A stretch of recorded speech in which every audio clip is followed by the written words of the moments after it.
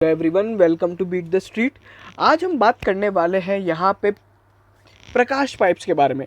इस वीडियो के अंदर हम करेंगे प्रकाश पाइप्स का फंडामेंटल एनालिसिस, समझेंगे इसके बिजनेस को और यहाँ पे करेंगे पीयर कंपैरिजंस। यहाँ पे एस्ट्रल पॉली या फिर अपना जो कि फिनोलेक्स इंडस्ट्रीज़ है, सुप्रीम इंडस्ट्रीज़ है और यहाँ पे सबका चाहिए प्रिंस पाइप, और इन सभी कंपनीज से हम लोग यहाँ पे इसका पीयर कंपैरिजंस करेंगे, वैल्यूएशंस को समझेंगे, फ्यूचर आउटलुक और एक्सपेंशन प्लान्स पे बात करते हुए यहाँ पे हम देखेंगे कि इसमें टेक्निकल चार्ट्स में यहाँ पे क्या कोई ब्रेकआउट वगैरह है, क्या यहाँ पे अपन स्विंग ट्रेडिंग कर सकते हैं या फिर क्या हम इसको लॉन्ग टर्म के लिए रख सकते हैं, शेयर होल्डिंग पैटर्न में क्या क्या चेंजेस आए हैं, सारी चीज़ें एक ही वीडियो के अंदर हम बताएंगे और एंड में आप हमारा ओपिनियन शेयर करेंगे और long term short term target आपके साथ बताएंगे।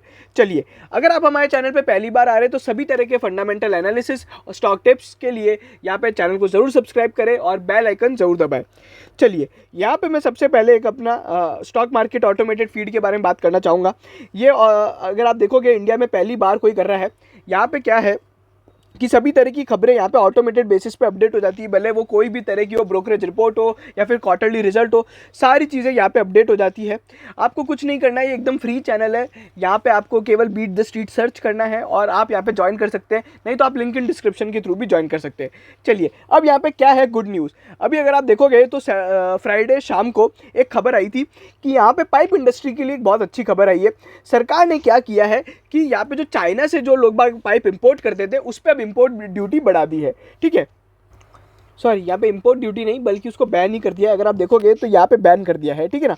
और इस कारण से यहाँ पे ये सारी जो पाइप वाली कंपनीज है ये एक फोकस में रहने वाली है। और यहाँ पे इसमें अपन ने एक ऐसी कंपनी ली है जो कि प्रिंस पाइप की बात अगर आप बात करते हैं, यहाँ पे प्रकाश पाइप जो कि सबसे कम वैल्यूएशंस पे ट्रेड करने वाली कंपनी है और सबसे छोटी भी है शायद से, तो इसलिए हम लोग ने इसको कवर किया और हो सकता है यहाँ पे मंडे को इसमें एक अच्छी खासी तेज़ी देखने को मिले। चलिए जानते हैं प्रकाश पाइप्स के बारे में। देखो, प्रकाश पाइप अगर आपको मैं बताऊं, इनका एक प्लांट है जो कि काशीपुर उत्तराखंड में है। 60,000 टीपीए की इनकी ओवरऑल कैपेसिटी है पाइप के लिए। इनका जो एक पहला बिजनेस है पाइप वाला है जो कि मेन बिजनेस है, और ये नॉर्थ यहाँ पे इंडिया के अंदर टॉप प्लेयर है। अगर आप देखेंगे प्रिंस पाइप और अगर अपन एस्ट्रल पॉली की बात करें तो साउथ और ईस्ट जोन और वेस्ट जोन में काम करते हैं। फिर वहीं पे अगर आप इनका जो डीलर नेटवर्क देखते हो, 500 से ज़्यादा डीलर नेटवर्क है। फिर इनका एक और दूसरा बिजनेस है, वो है पैकेजिंग फ्लेक्सिबल पैकेजिंग का। उसकी जो यहाँ पे कैपेसिटी अगर आप देखोगे 14,400 टन पर एनम है। ओवरऑल इनका जो रेवेन्यू था वो 476 करोड़ रुपीस का रहा है जो कि 24% से बड़ा है। 19% का इनका आरओई है, पॉजिटिव कैश फ्लोज है और डेट फ्री कंपनी है। तो लगभग एक अच्छी कंपनी के सभी ट्रेड्स है इसमें, ठीक है। फिर अगर आप देखोगे इनके ओवरऑल क्या क्या स्ट्रेंथ है, पॉजिटिव कैश फ्लो। वहीं पे अगर आप देखोगे जितना भी ये लोग कैपेक्स वगैरह करते हैं अपना इंटरनल्स के थ्रू करते हैं, ठीक है, और नेट डेट फ्री है। उसके बाद अगर आप देखोगे इन लोग ने अपने जो ब्रांड के रिकग्निशन के लिए काफ़ी अच्छा काम किया है। ग्रोथ और सस्टेन पे इनका बेसिकली सस्टेनेबिलिटी पे इनका फोकस है जो कि हर कंपनी का होता है। ऑपरेशनल एफिशिएंसीज यहाँ पे कंपनी यहाँ पे डिराइव करती है अपनी बैकवर्ड और यहाँ पे फॉरवर्ड इंटीग्रेशन से। बैकवर्ड फॉरवर्ड इंटीग्रेशन का मतलब क्या होता है कि मान लीजिए प्रकाश पाइप जैसे अगर मान लीजिए उनको प्लास्टिक खरीदना है तो वो प्लास्टिक एक पर्टिकुलर कंपनी से खरीदती होगी, तो उस कंपनी को एक्वायर कर लिया, तो वो होता है बैकवर्ड इंटीग्रेशन। वहीं पे अगर अपन फॉरवर्ड इंटीग्रेशन की बात करें तो फॉरवर्ड इंटीग्रेशन मान लीजिए अगर वो किसी अपने डिस्ट्रीब्यूटर को बेचती थी तो वो बहुत बड़ा डिस्ट्रीब्यूटर था, उस डिस्ट्रीब्यूटर को ही खरीद लिया, ठीक है। तो ये होता है फॉरवर्ड इंटीग्रेशन। उसके अलावा कंपनी ने अपनी यहाँ पे जो कस्टमर रिलेशनशिप बहुत अच्छी तरीके से डेवलप की because of on time delivery. Highlights की बात करें तो इनका जो सबसे बड़ा बिजनेस आता है वो पीवीसी पाइप से आता है जो कि 66% है। और फिर एक बहुत छोटा सा बिजनेस है पीवीसी फिटिंग्स। पीवीसी फिटिंग्स अगर अपन देखेंगे तो एस्ट्रल पॉली ये काम करता है। पीवीसी फिटिंग्स में बेसिकली क्या हुआ, पाइप के अलावा जो थोड़ी बहुत और चीज़ें होती है जैसे कि नल वगैरह हो गए और यहाँ पे थोड़ी अलग तरह की जो बाथरूम फिटिंग्स वगैरह होती है तो वो पीवीसी प्लास्टिक फिटिंग्स होती है ना, तो वो यहाँ पे बनाते हैं। और उसके बाद एक 27% रेवेन्यू कॉन्ट्रीब्यूट करने वाला फ्लेक्सिबल पैकेजिंग बिजनेस है जिसमें मेन इनका जो बिजनेस है ये एफएमसीजी प्रोडक्ट के लिए पैकेजिंग मटेरियल बनाते हैं, ठीक है। तो ये सारी चीज़ें अगर अपन देखिए पैकेजिंग इंडस्ट्री के बारे में भी अपन ने एक बार कॉस्मो फिल्म्स के बारे में बात करी थी, है ना, तो उसका आप वीडियो देख सकते हैं। चलिए, अगर आप देखोगे इबिटा मार्जिन इबिटा की बात करें 43% से इबिटा बढ़ा है, मतलब यहाँ पे इबिटा मार्जिन के अंदर इंक्रीज हुआ है बिकॉज यहाँ पे इनका रेवेन्यू 24% से बढ़ता है बट इबिटा और तेजी से बढ़ता है। वहीं पे पैट की बात करें वो 44% से बढ़ा है, मतलब पैट मार्जिन और इबिटा मार्जिन के अंदर एक अच्छी खासी ग्रोथ देखने को मिली है। वहीं पे अगर अपन पाइप्स एंड फिटिंग डिविजन्स की बात करें तो यहाँ पे कंपनी ने सीपीवीसी पाइप के लिए एक यहाँ पे रेंज ऐड करी है और उसके अलावा यहाँ पे कंपनी ने 8 नई यहाँ पे मोल्ड मशीन्स ऐड करी है यहाँ पे फिटिंग्स रेंज के लिए। मतलब जो इनका पीवीसी फिटिंग्स रेंज है ना उसके लिए मोल्ड मशीन्स लगती है। मोल्ड मशीन्स बेसिकली कुछ नहीं होता, अगर अपन प्लास्टिक को पिघला देते हैं और एक पर्टिकुलर शेप में निकालने के लिए एक मशीन चलती है तो उसको मोल्ड मशीन्स कहते हैं। एकदम साधारण भाषा में बता रहा हूँ ताकि अपने को एक जनरल आदमी को भी समझ पाए। फ्लेक्सिबल पैकेजिंग डिवीजन, इसका जो सेल्स वॉल्यूम रहा था वो 118% से बढ़ा है बिकॉज ये ग्रोइंग बिजनेस है, तो इसके अंदर जो ग्रोथ होगी वो हमेशा डबल डिजिट और लगभग है ना 100% के लगभग होगी। उसके अलावा कंपनी ने अपनी जो कैपेसिटी है 50% से यहाँ पे वो कर ली है और यहाँ पे थर्ड प्रिंटिंग मशीन भी लेके आए हैं। वहीं पे अगर अपन देखें कंपनी ने रोटरवैग सिलेंडर प्लांट यहाँ पे चालू किया है, जो कि मैं आपको बताया था ना बेसिकली बैकवर्ड इंटीग्रेशन, बेसिकली ये रॉ मटेरियल्स के लिए काम आने वाला एक प्लांट है जो इन लोग ने इसको खरीदा है। ठीक है, वहीं पे अगर आप देखोगे जो CAGR ग्रोथ है, अगर आप देखते हो तो इनका रेवेन्यू यहाँ पे 341 करोड़ से बढ़ के 476 करोड़ हुआ है। 18% की यहाँ पे CAGR ग्रोथ है। EBITDA के अंदर भी, पैट के अंदर भी लगभग एक अच्छी खासी है ना, मतलब 10 से 15% की एक अच्छी खासी ग्रोथ पुट ऑन करी है। मैं मानता हूँ यहाँ पे प्रिंस पाइप जैसी या फिर अस्ट्राल पॉली जैसी ग्रोथ तो नहीं है, बट यहाँ पे एक अच्छी खासी सिंगल डिजिट ग्रोथ है। फिर अगर आप देखोगे तो इनके सारे ब्रांड्स हैं और इसमें ये क्या क्या बनाते हैं, तो मैं एक और बात बता सकता हूँ। CPVC पाइप ये होता है, PVC फिटिंग्स के अंदर ये इस तरह के छोटे छोटे पाइप्स आते हैं। फिर केसिंग पाइप्स आते हैं जो बेसिकली है ना अंडरग्राउंड वगैरह में काम आते हैं। कॉलम पाइप्स अगर आप देखेंगे, प्लम्बिंग पाइप्स, SWR पाइप्स और PVC पाइप्स, तो इस तरह का ये काम होता है। ये वाला जो बिजनेस है PVC पाइप्स ये सबसे ज़्यादा चलता है ना, तो ये इनका बिजनेस हो गया। उसके अलावा इनके जो फुटप्रिंट्स हैं, बेसिकली इनकी जो अगर आप देखोगे तो ये वाली जो स्टेट्स है ना इनमें सबसे ज़्यादा काम करते हैं यूपी, और अगर आप देखोगे उत्तराखंड से 55% बिजनेस आता है, दिल्ली में 25% का बिजनेस, हरियाणा 15% और पंजाब और हरियाणा हिमाचल प्रदेश से 5% का बिजनेस आता है। ठीक है, इनका जो नॉर्थ में सबसे ज़्यादा वो है। अगर अपन देखेंगे इनका प्लांट की अगर आपको लोकेशन देखनी है तो ये इनकी प्लांट की लोकेशन है। उसके अलावा यहाँ पे इनका जो डीलर नेटवर्क मैंने बताया था 500 डीलर नेटवर्क है, और यहाँ पे इनके पास एक और अच्छी चीज़ है जो कि यहाँ पे in house fleet of trucks है फॉर बेटर लॉजिस्टिक्स। मतलब अगर आप देखोगे ना कोई भी बड़ी कंपनी होती है जनरली लॉजिस्टिक्स अपना है ना आउटसोर्स करती है, मतलब किसी और के ट्रक्स यूज़ करती है, जैसे कि मान ली गति लिमिटेड हो गई या फिर कोई भी लॉजिस्टिक्स हो गई, VRL लॉजिस्टिक्स वगैरह है ना। यहाँ पे ये क्या कर रही है, इनके पास खुद के ट्रक्स है तो इनको एक फ़ायदा मिल सकता है। यहाँ पे जो लॉजिस्टिक्स जो कॉस्ट है इनका वो थोड़ा कम हो रहेगा बिकॉज यहाँ पे इनका खुद के ट्रक्स है। उसके अलावा अगर अपन बात करेंगे यहाँ पे ये कंपनी का फोकस है नए नए मार्केट में ऐड करने का, बिकॉज अभी अगर आप देखोगे इनकी जो रीच है वो केवल यहीं पे है, तो इनके पास बहुत ज़्यादा स्कोप है बाकी सभी स्टेट्स में घुसने का। बट यहाँ पे अगर वो लोग घुसते हैं तो इनकी मार्केटिंग एक्सपेंस यहाँ पे बढ़ जाएंगे, क्योंकि ये एक ऐसा बिजनेस है जो कंज्यूमर फेसिंग बिजनेस है और यहाँ पे जो एडवर्टाइजमेंट है इनको बहुत ज़्यादा करना पड़ता है। अगर आप देखोगे तो जैसे प्रिंस पाइप ने भी है ना बहुत ज़्यादा एडवर्टाइजमेंट किया था, अगर अपन देखेंगे तो पाइप वालों की जो एड्स आते हैं बहुत ज़्यादा टीवी पे आते हैं, तो इसमें एडवर्टाइजमेंट एक्सपेंडिचर बहुत ज़्यादा करना पड़ता है अगर इसको बिजनेस को एक्सपैंड करना है तो।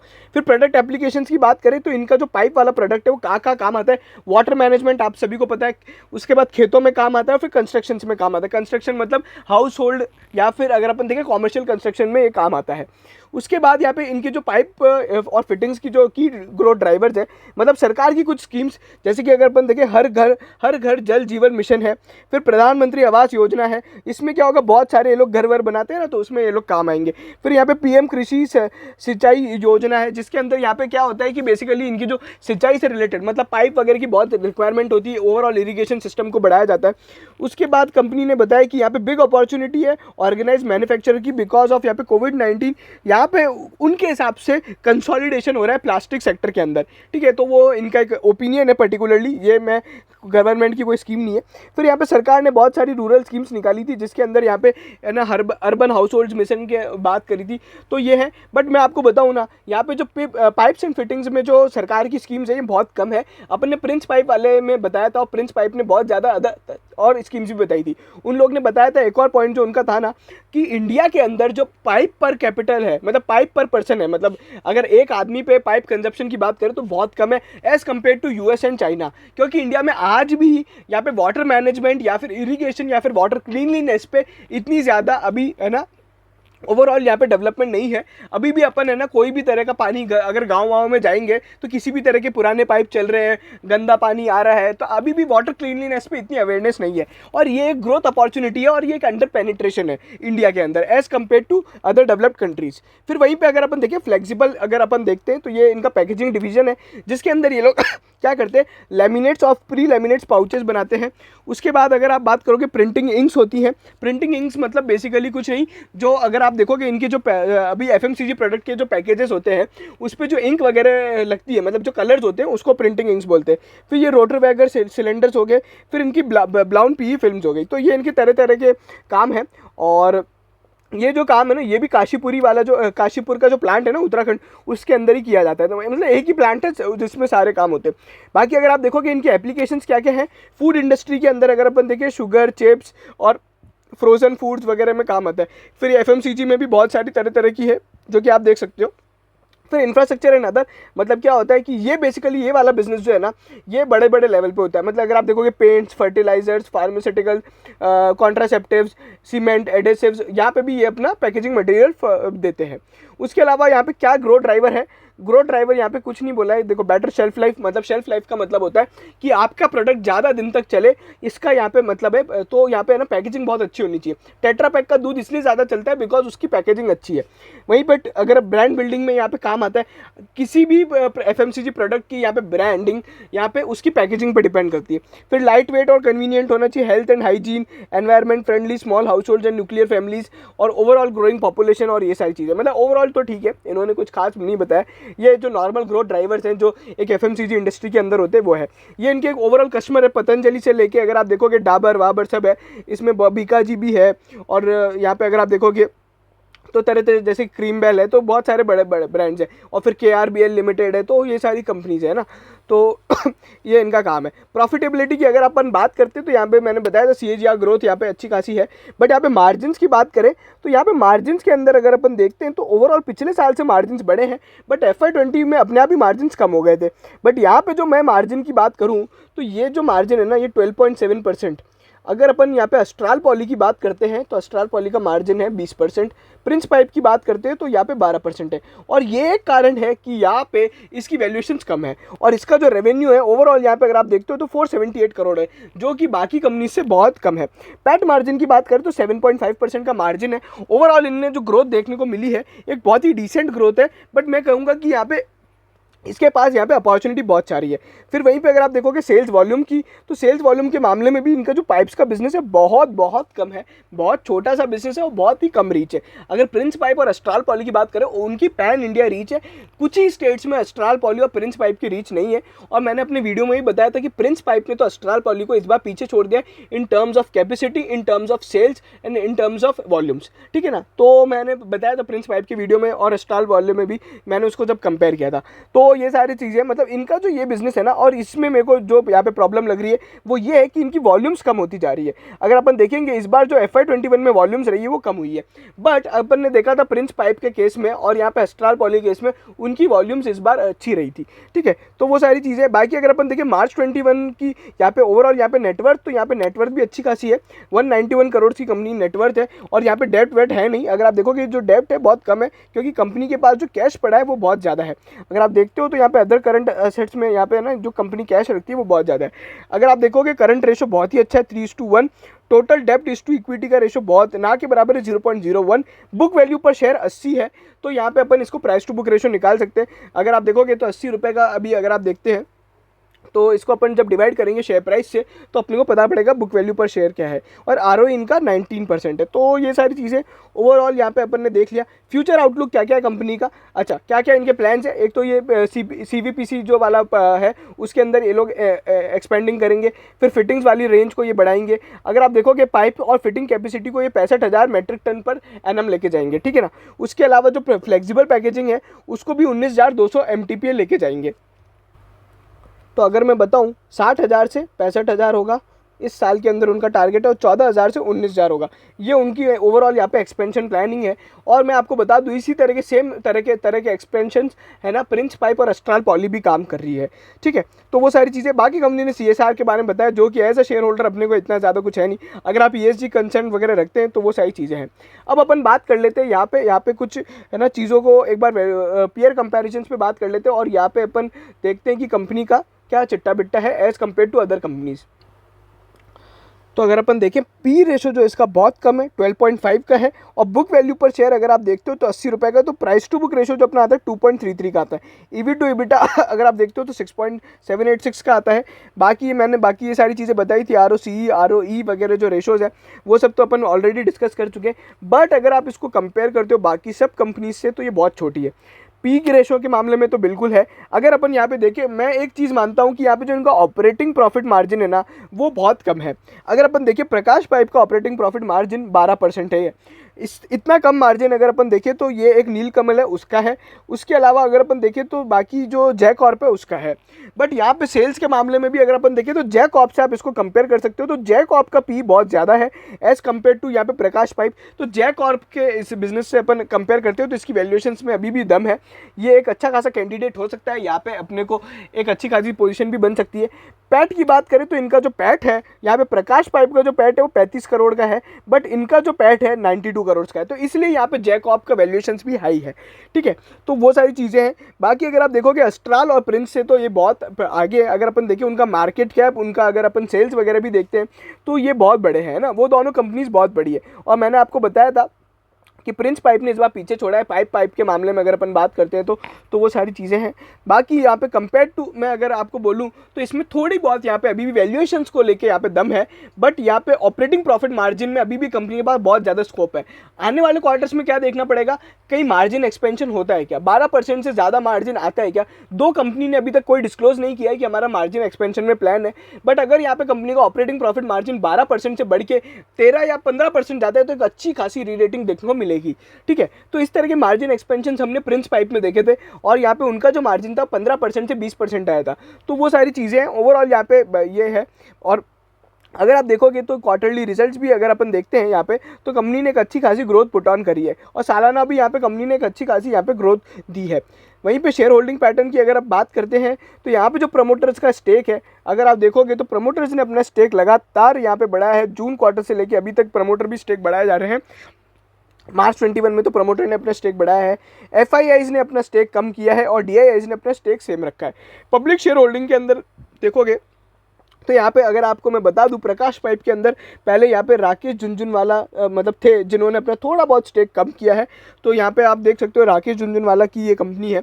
ओवरऑल यहाँ पे ये सारी चीज़ें हैं, बट मैं हर बार बोलता हूँ कि बड़ी कंपनी के अंदर यहाँ पे मतलब बड़े शेयर होल्डर को कभी भी यहाँ पे अपने को कॉपी नहीं करना है, क्योंकि उनका यहाँ पे पोर्टफोलियो होता है करोड़ों का, उनका नुकसान लाखों में भी होगा, कोई प्रॉब्लम नहीं है। बट अपना पोर्टफोलियो लाख रुपए का भी नहीं है, अपने लिए 10,000 रुपये बहुत मैटर करते हैं। अगर उनका 10% मान लीजिए लाख रुपए होता है, अपना अगर 10,000 होता है तो बहुत फ़र्क होता है ना। मान लीजिए राकेश झुनझुनवाला को अगर प्रकाश पाइप में 1 करोड़ का नुकसान हो गया तो कोई फ़र्क नहीं पड़ेगा, बट अगर आपको यहाँ पे 10-20 हज़ार रुपये का नुकसान हो गया प्रकाश पाइप में तो आपको बहुत फ़र्क पड़ेगा, है ना। तो वो सारी चीज़ें, वो 1 करोड़ गवा के भी यहाँ पे वो करोड़पति हैं। बट आप यहाँ पे अगर अपन को छोटे से पोर्टफोलियो में अगर 10-20% का झटका लग जाता है तो यहाँ पे प्रॉब्लम हो जाती है। चलिए अब यहाँ पे आ जाते हैं टेक्निकल चार्ट्स पे। तो यहाँ पे अभी क्या हो रहा है कि ये हाई तो बना चुका है बट यहाँ पे वॉल्यूम्स है नहीं। बट यहाँ पे अगर वॉल्यूम गेन आता है, ठीक है, अगर आप देखोगे नीचे यहाँ पे वॉल्यूम्स आई नहीं है अभी, तो अगर वॉल्यूम आता है तो वापस एक और फर्दर अपसाइड मिलेगी, इसी तरह की एक और कैंडल बनेगी जो बनती आई है हर बार। अगर आप देखोगे तो यहाँ पे भी अपन ने देखा कि ये कैंडल बनी थी और वापस एक अच्छा खासा मूवमेंट आया था। तो अभी यहाँ पे एक अच्छा खासा ब्रेकआउट देखने को मिल सकता है। क्यों? क्योंकि अपने पास खबर भी है, सरकार ने जो बैन लगाया उसके कारण यहाँ पे एक अच्छी खासी मूवमेंट आ सकती है। मेरा यहाँ पे क्या टारगेट रहेगा, देखो सपोर्ट जो है अगर लॉन्ग टर्म के लिए किसी को घुसना है तो उसके लिए जो सपोर्ट मैं बोलता हूँ वो यहाँ पे 150-160 रुपये का है, ठीक है। वहीं पे अगर अपन शॉर्ट टर्म टारगेट की बात करें तो पहला टारगेट 196 का रहेगा जो अपने को यहाँ पे मंडे को मिलना चाहिए। अगर मंडे को 196 हिट ऑन नहीं करता है तो यहाँ पे एक रेजिस्टेंस जोन में आ जाएगा, क्योंकि अभी भी कंपनी अपने रेजिस्टेंस लेवल पे चल रही है। अगर ये 196 को ब्रेक करता है तो यहाँ पे 240 रुपये तक के एक शॉर्ट टर्म टारगेट आपने को देखने को मिल सकते हैं। बाकी अगर कंपनी के जो कुछ ट्रिगर्स मैंने बताया कि यहाँ पे मार्जिन एक्सपेंशन एक्सपेंशन होना बहुत ज़रूरी है, और नए बिजनेस कैसे परफॉर्म करते हैं, ये एक्सपेंशन कितना जल्दी होता है, और रेवेन्यू और प्रॉफिट में अगर अच्छी खासी डबल डिजिट से ज़्यादा मतलब 15% से ज़्यादा की ग्रोथ आती है तो साल के अंदर अपने को 1 साल के अंदर यहाँ पे 300 रुपये तक के यहाँ पे टारगेट देखने को मिल सकते हैं। तो ये सारी चीज़ें थी, और अगर आज आप देखेंगे तो अपन ने सारी चीज़ें डिस्कस करी है प्रकाश पाइप से रिलेटेड, उसका पीयर कंपैरिजन कर लिया, टेक्निकल फंडामेंटल बिजनेस एनालिसिस कर लिया, कंपनी के एक्सपेंशन को समझ लिया, चार्ट्स भी देख लिए, शेयर होल्डिंग पैटर्न में चेंजेस भी जान लिए, और यहाँ पे पीयर कंपैरिजन्स भी कर लिया। अगर आप देखोगे तो 20 मिनट में अपन ने सारी चीज़ें कवर कर ली है, और मैं जितना मानता हूँ यूट्यूब पर ज़्यादातर लोग इतना करते नहीं है, आपको केवल balance sheet profit and loss में परसेंटेज चेंज बता देंगे, इतना बढ़ गया, इतना बढ़ गया, इतना हो गया। मैंने आज बहुत सारी चीज़ें कवर करी है। अगर आप इसी तरह के डीप इंसाइट्स और कॉम्प्रिहेंसिव एनालिसिस पसंद करना चाहते हैं और देखना चाहते हैं तो चैनल को प्लीज़ सब्सक्राइब करें, और हमारा फ्री टेलीग्राम चैनल ज्वाइन करें, जहाँ पे आप सारी न्यूज़ यहाँ पे आपको मिलती रहेगी। अगर आप शेयर मार्केट में नए हैं और न्यूज़ से यहाँ पे अपडेट रहना चाहते हैं मार्केट की, तो आप उस चैनल को ज्वाइन कर सकते हैं। चलिए, थैंक यू सो मच, ध्यान रखिएगा।